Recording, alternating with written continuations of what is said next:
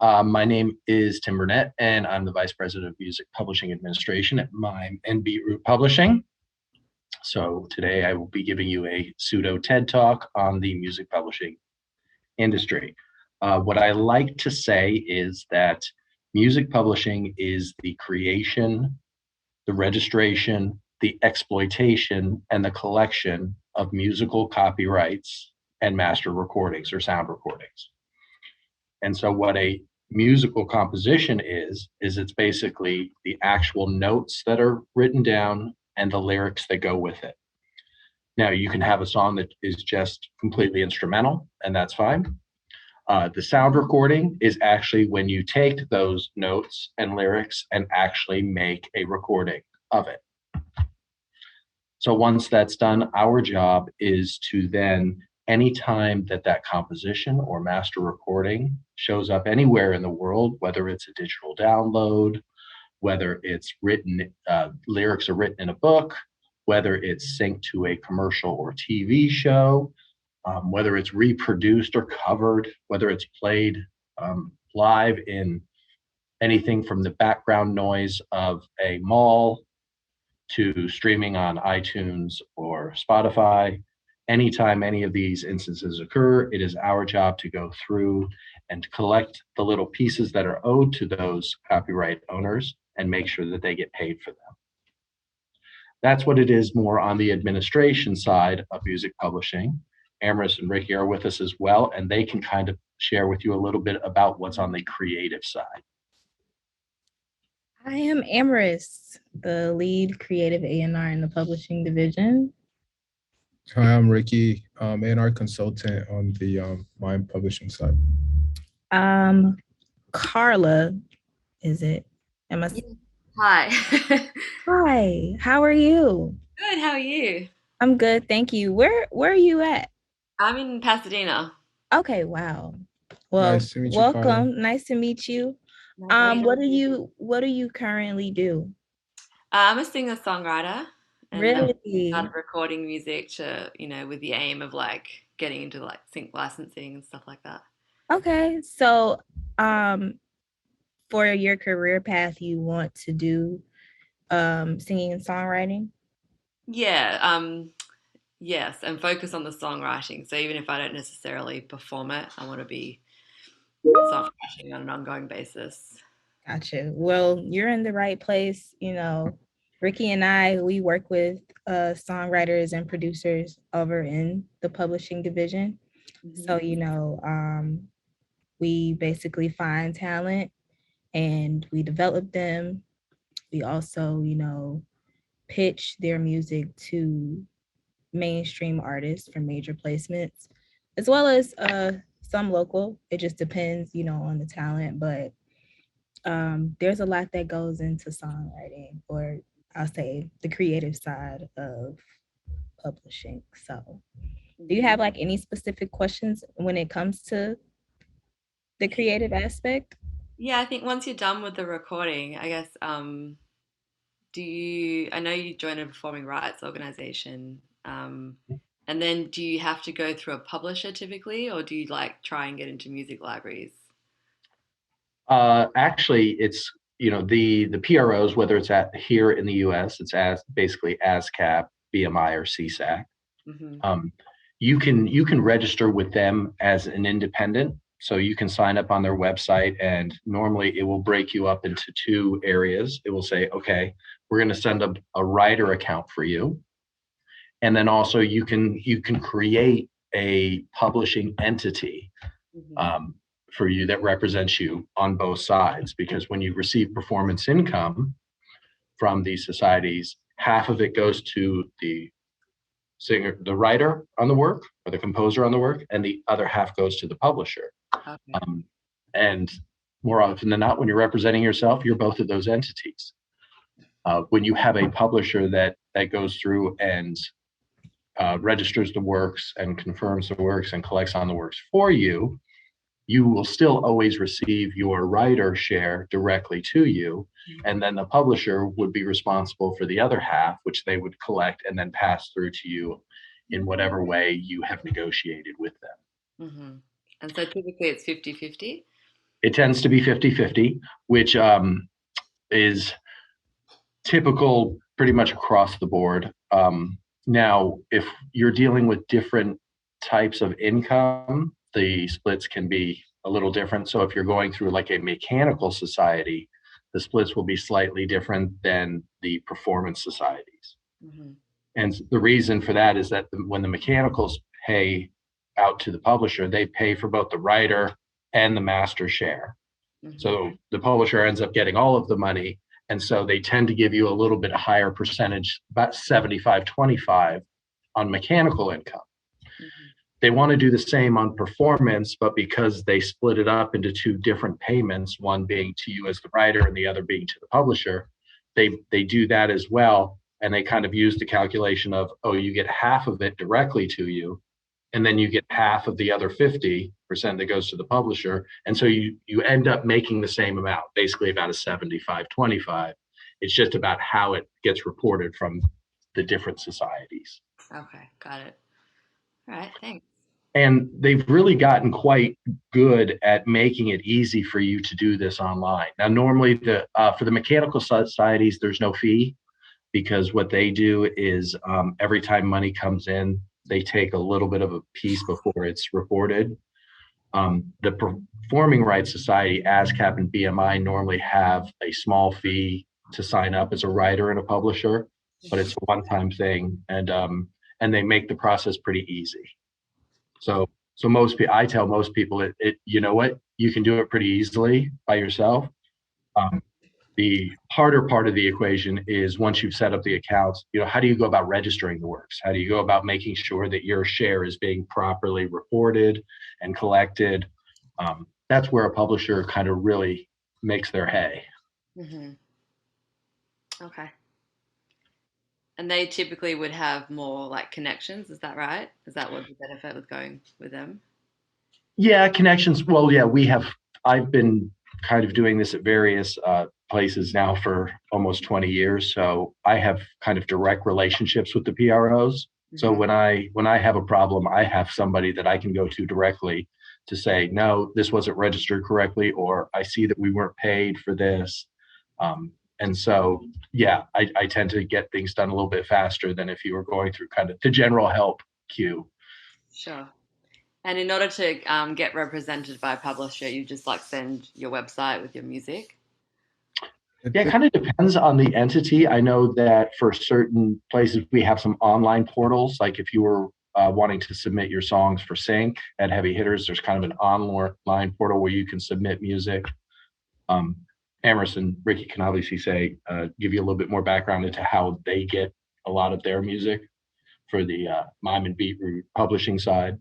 Yeah, it depends, because if it's more so of an admin deal type of situation, I feel like that would be a different approach. But if you're looking for more so on the co-pub side and getting that type of interest, sometimes it's having the connection with A&R that's in your city or that's around, or someone connecting you to them.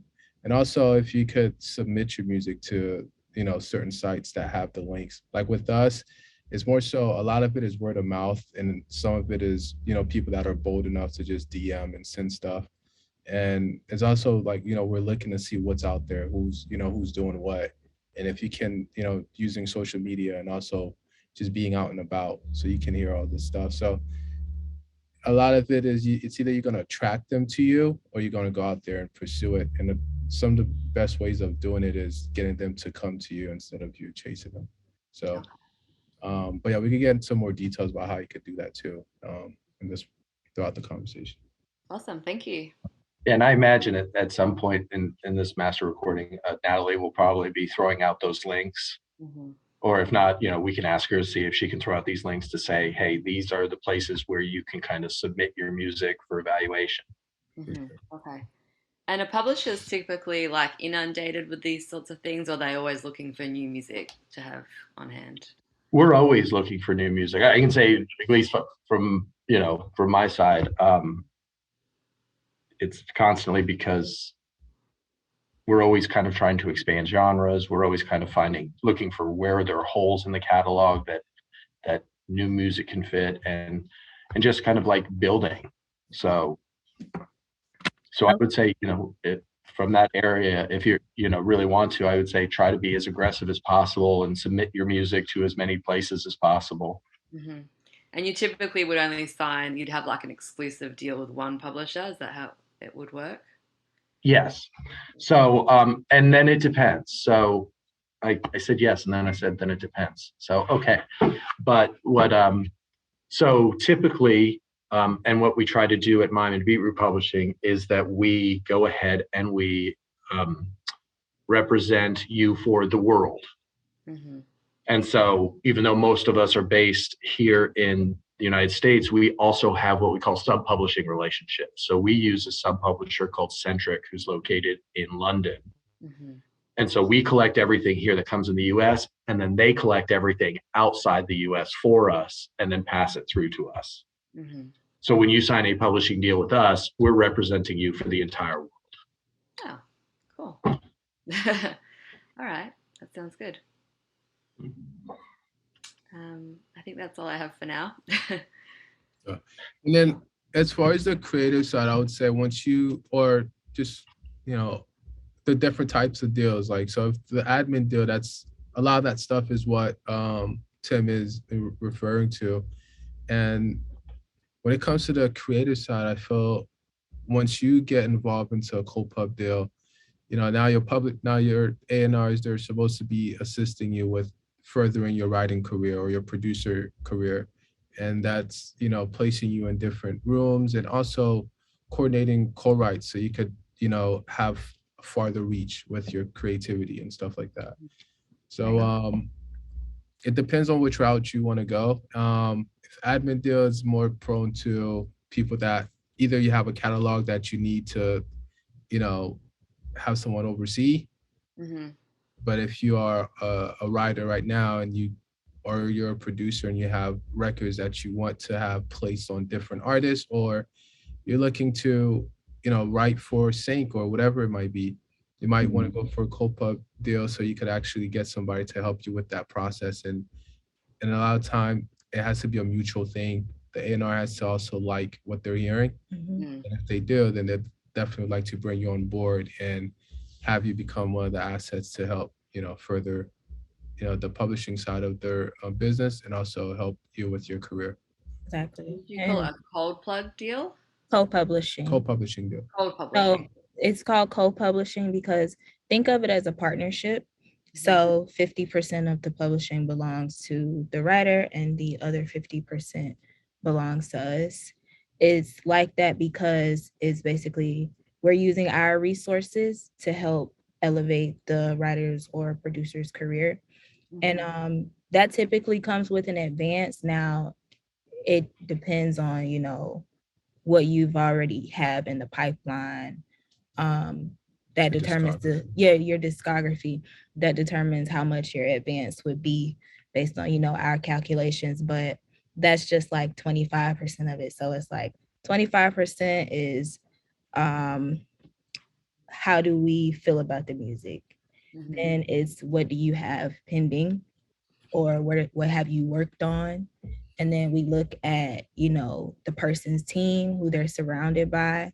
And we also look at the resources that they have. Like that's how we do our screening, I guess you can say, to decide like if we want to work with them in a co-publishing aspect, because that's more responsibility on our end. And we want to make sure we're passionate or we truly believe in the person that we're going to be signing to a co-pub agreement. Admin, we're just collecting the money on your behalf and kind of moving on, but co-pub is a little more of a relationship. And the advance would be for the artist to record more music, or is that how it works? The advance, go ahead, words. It's typically, it can be for that. Mm-hmm. It's at the writer's discretion. Oh, okay. Now, what people have to understand is an advance is a loan, so you have to pay that back.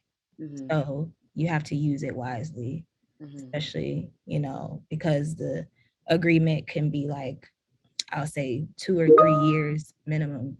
so that Tim's side has enough time to collect within the first 6 months. And, you know, overseas, it takes a little bit more time for the money to come in. So yeah, I would say the biggest advantage of going with a publisher like us is that, especially here in the United States, there are so many different collection societies that cover so many different types of income. So mechanical income is basically paid through Harry Fox or the Mechanical Licensing Collective. And what a mechanical is anytime your music is streamed or downloaded, that stream is considered, it's been made a copy. So they had to copy that stream so that you could listen to it. So anytime that happens, a small little fraction of that is paid on a mechanical. It's called a mechanical royalty.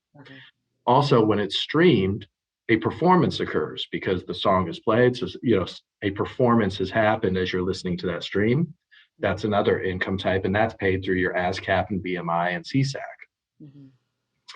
And then you maybe, you know, have videos onto YouTube or stuff where music is, you know, also being played in the background. So we also collect that YouTube income, but it comes kind of in a different way than the streaming income, through the mechanical income or the performance income. So what a publisher does is they develop relationships with all of these societies to ensure that whenever one of your compositions or master recordings is used, that we're making sure that we're monetizing that, collecting that, and then paying through your share. Okay, cool. That makes sense. Thanks. looks like somebody else has joined us. Hi. Turn mine off for now. Hi. She leave?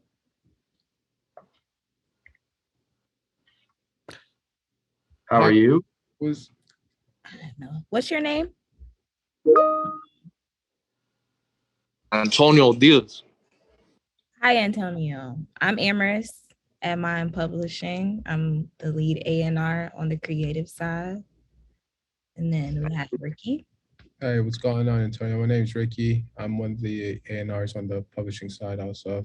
A&R. Nice to meet you.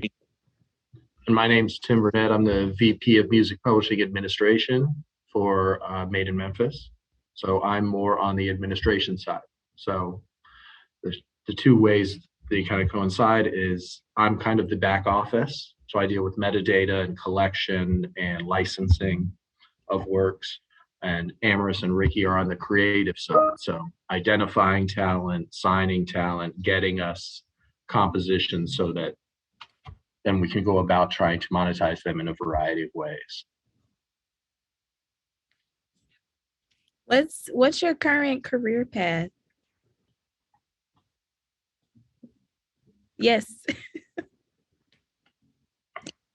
Well, right now I'm in juvenile hall, but I want to start rapping when I get up.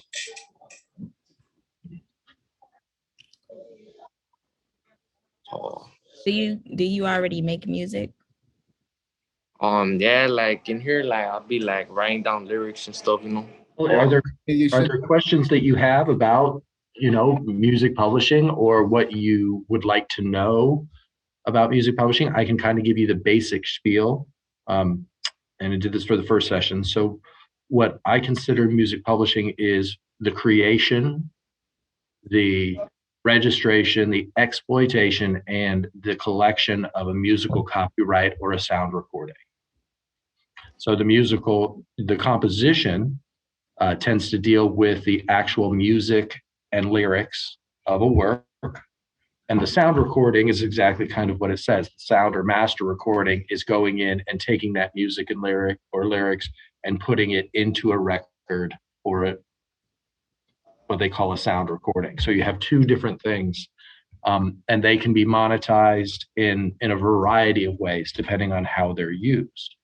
But what music publishing does is make sure that anytime either that composition or sound recording is used or exploited or licensed in any way, that we are going out and collecting whatever money is owed to that and then paying through to the writer. Oh, I'm just trying to learn like a little bit of everything, cause like I don't know, like that's what I want to get into like once I'm out, you know. So when did you start writing, or when did you start working on your music? Like I've always been into it like since a little kid, but like started taking it more serious like once I got here, like just writing down more lyrics, stuff like that, you know. Okay, nice. How old are you right now?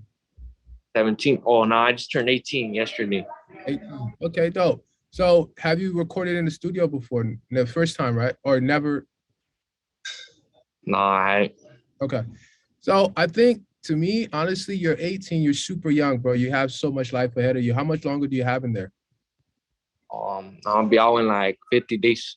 50 days. So look, so you get out in 50 days. I mean, we could talk more about what you plan on doing later, but it's more so if you plan on doing music, I think biggest thing you got to do is look at this, treat it like you're starting it's a startup, right? It's a business that you're starting. And there's different ways of getting money within that, within this business that you're about to start. This is about you picking the avenues, right? So you're 18, you're a young guy. I don't know how your social media and all that stuff is or what you got going on. You got to pick the route that you want to go, whether you want to be the guy that's behind the scenes, you want to be the artist that's in front of everybody, or you want to be the guy that's in the back writing or producing. So right now, I'm sure you don't have any equipment or anything to produce, right? So I would think the biggest thing you could do, the biggest way you could train yourself is by writing and starting to create great rhyme schemes and great lyrics and reading. And if you are able to listen to music, you listen to music, right? Over there? Yeah, they'll put like the radio on like here and there. Okay, so look, if you listen to the radio, really study the music that you're listening to. So right now, just use this time, use these 50 days while you're locked up and you're focused, you don't have any distraction, really study this shit and listen to the music that like the stuff that you're listening to, take it in, listen to the stuff that you like, right? So typically most people that are creatives, you want to create stuff that are similar to what you like, correct? So who are your favorite artists? Who are people that you enjoy to listen to? I mostly rap like Bravo the Bag Chaser and like all that new stuff, Peso, but like also like a lot of like old rap, like Bone Thugs and Harmony, like Tupac, things like that. Okay, so look, so if you want that to be your sound, you could basically find a way to mix those two together to create the new wave that you are, right? You're 18, you're a young guy. You're Latino, right? Yeah. Okay, so you're Latino. There's so much culture that you could bring into what you're doing to spice it up. Study the different genres. And then once you start doing that, don't just listen to the hip hop. Don't just listen to whatever would be your favorite genre. Listen to the different genres also. Cause that's like, if you look at Kanye, that's how you pull samples from different people, but you don't even have to pull samples. You could just get influence from them. You might pick up a rhyme scheme from them. You might pick up a cadence or a melody or something and find a way to turn it around. The more you study, bro, by the time you get out, you should be ahead of a lot of people that were just sitting at home the whole time and, playing around. So if you want to do this seriously, take it really serious. So once you do get out, you stay on that path and figure out the community of people that will embrace you, that will keep you within that path that you want to go into. Like with me, I don't have a lot of friends that are outside of, like, not saying that are outside of music. There are, of course, plenty of friends outside of music. But on my call log, the people I talk to on a daily basis, bro, they're literally either doing something that's within my circle or close to what I'm doing, but in a different sector, right? And you want to be around professionals. So who you hang out with, that's who you become. So if you hang out with certain people that are going to be doing certain stuff that's going to land you back in jail, you're going to come back. But if you start involving yourself around, you might find the guys are lame or whatever, but you have the objective. And the thing is, you might be the cool guy. So you could be the cool guy around a bunch of people that aren't so cool. And then you elevate them. Now you make them cool. But while you're making them cool, they're also teaching you shit and you're learning from them, and keep an open mind. But I think you have a bright future, man. I really want you to take this serious if you can. And if you really want the future that that I hope you would want, and your whole life could turn around, bro, because one song can change your life. So if you take this serious, you could take care of your mom, you could take care of your family off this thing, and you put the right amount of work. And guys like us, the publishers, and these other companies, now they're going to be coming to you looking for you.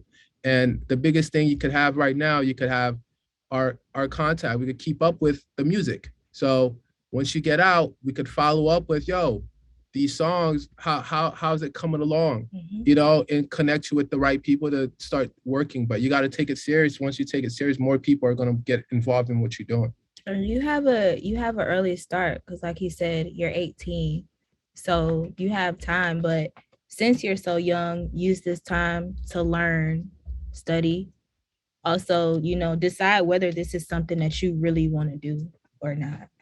And while you're in there, you have time to just think, write, practice.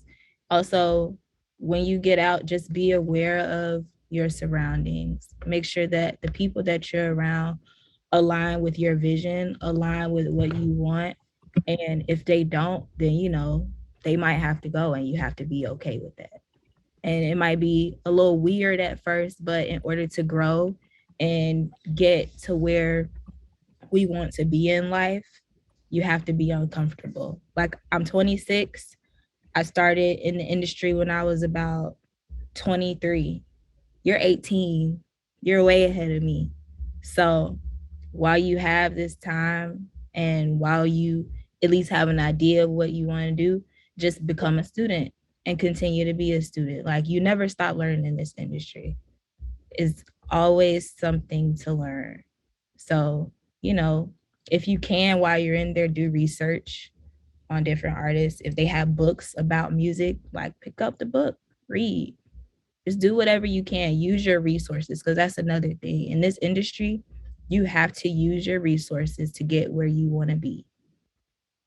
Whether that's a book, whether that's a person, use what you have. Where are you from? Orange County. Okay, so you're from LA. Gotcha. Okay. Oh, County. Orange County. Orange County. Oh, yes. Okay. Gotcha. Yeah. I mean, yeah, man. I mean, I think the sky's the limit. So like, what are your aspirations like outside of this? Like, you know, you want to do music, like what are goals that you have like in mind for yourself or that you see? Goals like in the music industry. Just in general. Forget the music, just like in general. Well, like once I get out of here, my family's planning on moving to Riverside, so I'm gonna be going with them. And like you said, like that should help me like stay away from like a lot of the things that got me in here. And like once I get there, like I just plan on focusing on music and like, you know, hopefully like blowing up, you know, like I love to do it. So like, I don't know, I just hope that like other people like my music, you know? Yeah. Do you speak Spanish fluently? Oh yeah, I do. Okay. All right, nice. So yeah, man, I think you know, there's so much you could do, man. Just take it serious. Like if you really want to, man, you're gonna go far if you try. It's not gonna be easy, but you're young. You got so much time ahead of you. So yeah, just make sure you believe in yourself. Don't give up on yourself. If this is something that you really want to do, don't give up. Because you might hear no's.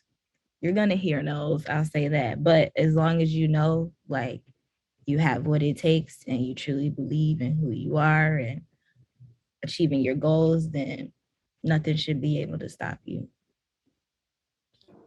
I appreciate that. Not a problem. Do you have like an IG? I do. Yeah, I want to see like you guys said on like keep in touch. Like you guys are publishers or like Yeah. So yeah, I was saying, well, everything's going on here. Another thing I want you to kind of keep in mind is when you're going through this process, knowing how money comes in and knowing how money goes out. If you know that, you will know the music business. So while you're going through this and you're creating, you know, your craft and you're honing your craft and you're kind of finding the direction that you want, make sure that you're always aware of this concept, and it's called ownership. So whatever you give to a composition, or when you're creating something, or if you're, you know, rapping on the back of somebody else's, you know, a recording, always make sure what percentage or what contribution did I make to this song, so that whenever that is released out into the world, you benefit from that. And I think that's where a lot of younger artists and people that are trying to break in don't understand that concept, because they're just like, I'm just making music. I'm in there and I'm making music. But keep this in mind. If you know that ahead of time, and you are always cognizant of what I've done and what I've contributed and taken care of your business, that's going to be the backbone for you for the rest of your musical career. Because even if you have a hot track, it's got a shelf life out there of what, maybe 6 months, a year, maybe if it's really big. But what publishing is going to do on the back end is make sure that no matter, even when the song's not on the radio anymore, people aren't downloading or streaming it all the time, anytime it's used, we're going to be the ones in the background collecting that money for you, so that you always have something to say, yep, all right, we got you back here. You can go create new music. And like the more you know, the better. So like that's why, you know, I'm glad to be here. Like just like learn like a little bit more about like everything, you know. Sure, definitely. You think I could get your guys' information? Yeah, absolutely. I'm gonna have, I'll ask Natalie if she can just kind of put the basic links, you know, to the different entities and like song submission stuff into the chat, so that even when you leave here, you can look that up or download those things. Yeah. Oh, like what else do you think I should know? Like if I'm like planning to like get into it. Cause like my goal is to like I wanna like be the rapper, you know? Like, that's what I'm trying to do. Yeah. I think you should learn about distribution, as well as studios, even the recording process, so you can record yourself. Right. So like you're starting from you know, from scratch. So a big part of it, I would really advise you to, you know, watch a lot of YouTube on makeshift setups that you could start with, you know, because studio time can be expensive at first. So the more you know, the more DIY that you do, the better it is for you right now, because it's, you know, more cost effective. And then as you keep learning these things, you'll get better and better. Then by the time you are able to, you know, book studios and all that type of stuff, then, you know, you'll know everything that's going on, and you won't get gypped. So you'll just have a skill that you hone throughout that time, you know. And also I would say, you know, see what's going on with the music scene around your city where you're at, I would say, or figure out where the music is or where it's going or what's going on in your city, in your area, because that's how you're gonna get yourself into the world that you want to be in. You got to surround yourself with those people, because if you are around those people that are in that community, it's going to make it where now you might be able to, you know, hang out with the right guy, and next thing you know, you're hanging out with him and you guys are in the studio together and you're making, you know, music, and next thing you know, you don't got to pay for studio anymore, and now, you know, you guys are using each other's services to further your career. I think it's finding a way to network and collab with a lot of people around, you know, in the scene that you want to be in. Okay, that's what makes sense for me, I guess. Appreciate that. Yeah, there's not a lot of rappers out here, but like, I think I might put it on the map, you know. Yeah, I would say the biggest thing too is like, you know, don't be scared to move. Like, you gotta chase your passion. So wherever, like, you're in California, so obviously LA is where a lot of this stuff is when it comes to music. Yeah, I would say, you know, if it's in your soul, take that leap and you could plan it, you could figure it out. You don't got to do it right away. I think you could right now, you could use this time to really build and learn. And if it's really what you want to do, then you take that chance. And if you really get that good, somebody will pay for you to come out there. Yep. So that's why to me, it starts with you working on your craft, because the better you are, the better you get, the more enticing you are to everybody, you know? So now you basically you're printing yourself money instead of someone, you know, instead of you having to chase people around. Like if you become super valuable, super skillful, people are going to, you know, look into that. They're going to want you to be a part of what they're doing.